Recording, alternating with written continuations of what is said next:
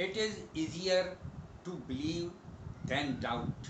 अर्थात किसी पर भी अंधविश्वास कर लेना बहुत आसान है, लेकिन किसी पर शंका करना बड़ा कठिन है।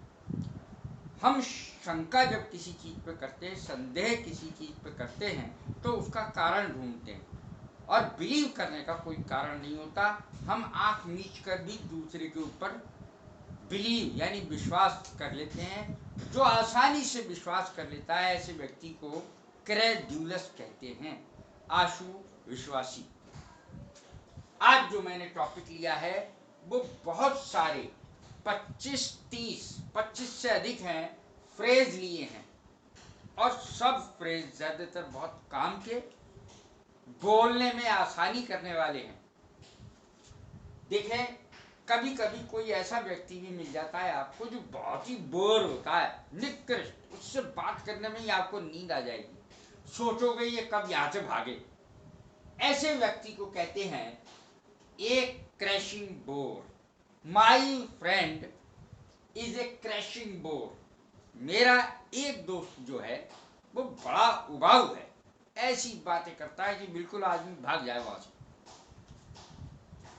दूसरा फ्रेज देखें, a baby in the arms. I have a baby in the arms. सोचे कि मैं क्या कह रहा हूं। यदि आपके हाथ में एक बच्चा है तो बहुत बड़ी जिम्मेदारी है आपके हाथ में, और इसकी हिंदी भी यही होती है, a baby in the arms. Arms माने होती है भुजाएं। A baby in the arms, नवजात शिशु की अंग्रेजी भी यही है, जिम्मेदारी का नाम भी यही है। I can not do any other thing because I have a baby in my arms. मेरे हाथ में बच्चा है भाई, मैं कोई काम नहीं कर सकता, ये मेरी जिम्मेदारी है। तीसरा, ए बर्ड्स आई व्यू। ए बर्ड्स आई व्यू, ज्यादातर पक्षी ऊपर उड़ते और उन्हें जो दिखाई देता है उसको कहते हैं विहंगम दृष्टि। एक बड़ा दृश्य दिखाई देता है तो संकुचित दिमाग से नहीं सोचना, संकुचित दिमाग से नहीं सोचना, विहंगम दृष्टि रखना, बड़ी दृष्टि रखना। It is compulsory to have a bird's eye view. ये बहुत जरूरी है कि हम विहंगम दृष्टि, बड़ा दृष्टिकोण रखें बजाय छोटे से दृष्टिकोण के। तो संकुचित दृष्टिकोण ना हो करके बड़ा दृष्टिकोण हमारा होना चाहिए, हमारी दृष्टि विहंगम होनी चाहिए। ए बर्ड्स आई व्यू, बर्ड माने चिड़िया, आई माने आंख, व्यू माने दृश्य। अब देखें, a bitter pill to swallow, अर्थात कड़वा सच। It does not look fine to have a bitter pill to swallow, अर्थात बड़ा बुरा लगता है जब हम कोई चीज, बिटर पिल यानी कड़वा सच, कड़वा सच निगला नहीं जाता, सहन नहीं होता। We can not swallow a bitter pill, अर्थात हम, it is very hard to swallow a bitter pill, अर्थात हम कड़वा सच सहन नहीं कर पाते। ए कपिल ऑफ बहुत प्रसिद्ध होता, प्रसिद्ध चीज, ए कपिल ऑफ यानी after a couple of days he came to me, वह मेरे पास कुछ दिनों के बाद आया। After a couple of days he came to me, कुछ इसका अर्थ होता है a couple of days, a couple of minutes, a couple of hours, इस तरीके से हम बोल सकते हैं इसको। ए कपिल ऑफ करके डेज लगा सकते हैं, couple of weeks, Kapil of months, कुछ होता है इसका अर्थ। Fight to the finish, we have to fight against the corruption to the finish, हमें आखिर तक करप्शन यानी भ्रष्टाचार के खिलाफ लड़ना है। We have to fight to the finish against the corruption, against corruption, अर्थात हमें भ्रष्टाचार के विरुद्ध, करप्शन माने भ्रष्टाचार, भ्रष्टाचार के विरुद्ध आखिर तक लड़ना है। इस प्रकार से इसके सेंटेंस बनेंगे। ए matter of course, it is a matter of course, ये तो आए दिन की बात है। रोजाना होता रहता है। ए मैटर ऑफ कोर्स, ये तो आए दिन की बात है, रोजाना की घटना है, रोजाना की बात। It is a matter of course. इस प्रकार से जब हमें इस सेंटेंस की जरूरत पड़ती है, और पड़ती ही रहती है, क्या हम कहते ही रहते हैं अरे ये तो रोजाना की बातें हैं, आए दिन होता रहता है। It is a matter of course. A drop in the bucket, a drop in the bucket. He gave me 2 rupees, for me it was a drop in the bucket, या ए ड्रॉप इन द ओशन। उसने मुझे 2 रुपए दिए।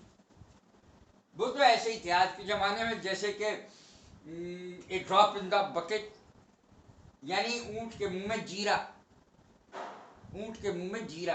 ए drop in the bucket, a drop in the ocean. आप सोच सकते हैं इसको बनाया कैसे गया।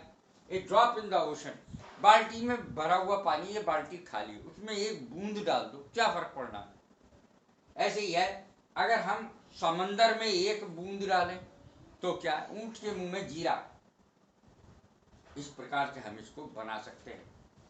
ए मैटर ऑफ टाइम, ये विशेष रूप से मैं इसलिए भी बता रहा हूं कि आप इनको याद कैसे रखें। जब तक हमें किस चीज का अर्थ नहीं पता होता, हम याद नहीं रख सकते।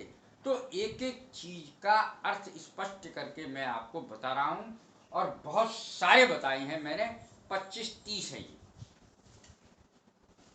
ए matter of time, it is a matter of time. Today you are beating me, it is a matter of time. अरे आज आप मुझे पीट रहे हैं, वक्त वक्त की बात है, कभी मेरा भी वक्त आएगा। इस तरीके से है।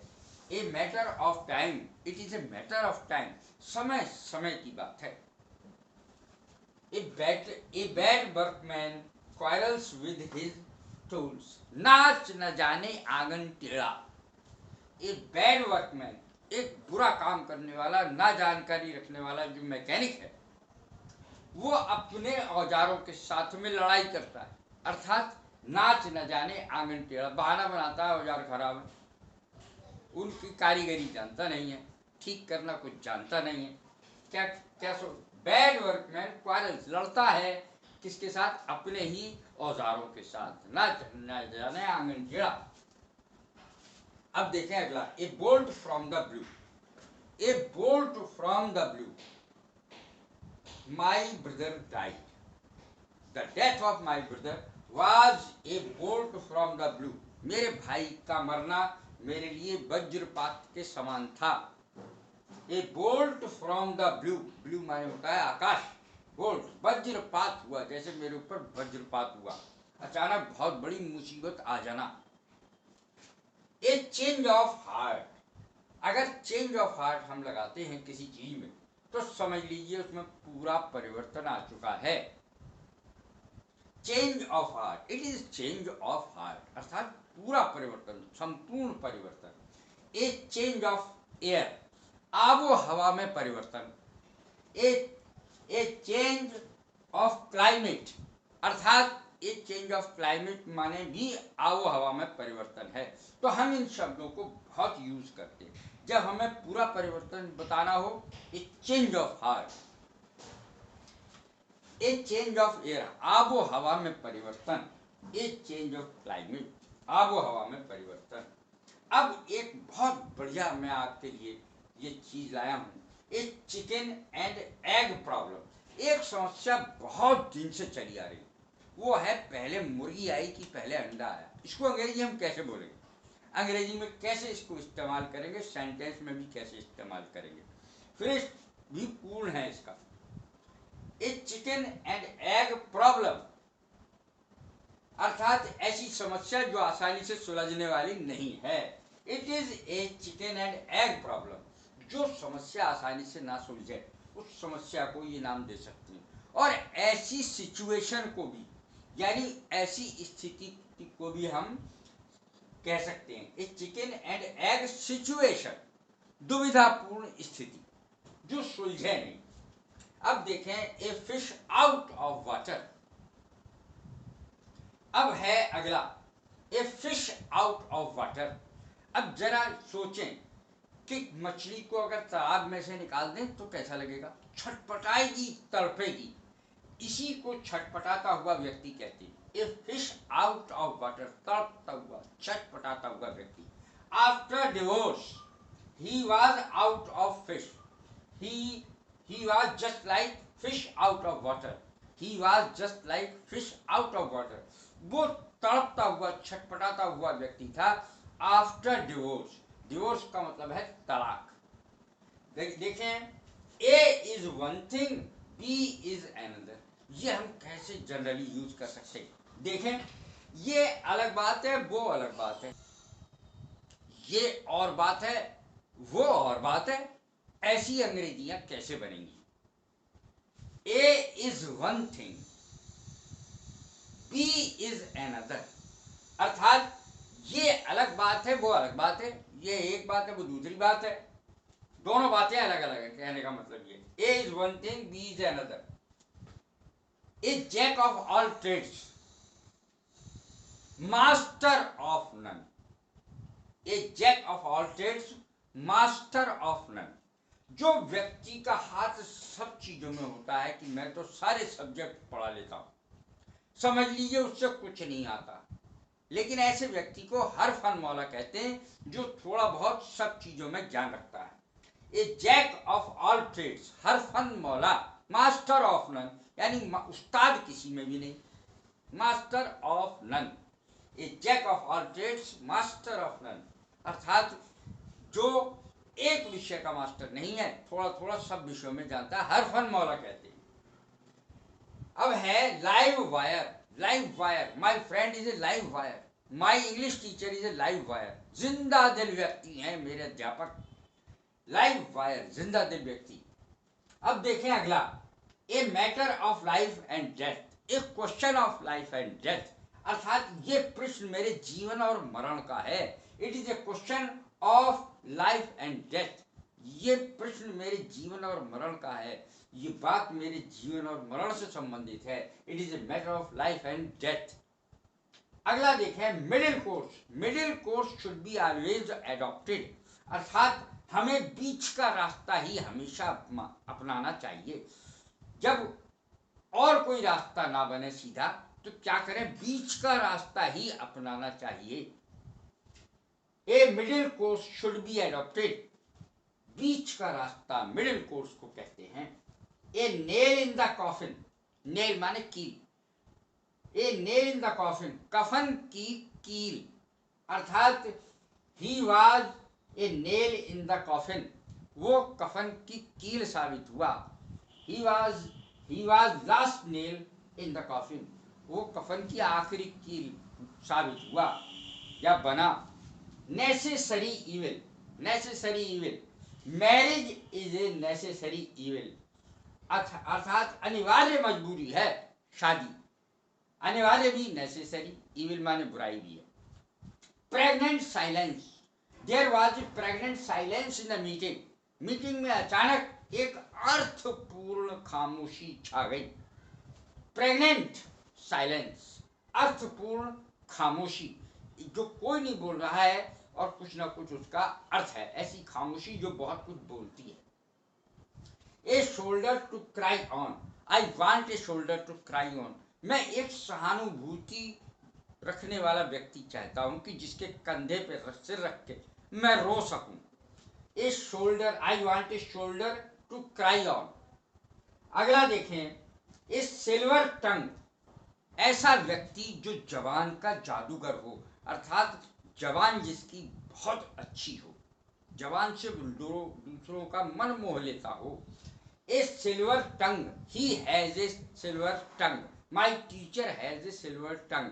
That leader has a silver tongue. इस तरीके से बोल सकते हैं. A slap in the face. Time slapped in the face of my friend. मेरे दोस्त के मुंह पर समय ने ऐसा तमाचा मारा कि मुंह हिल कर रह गया. He was very much proud.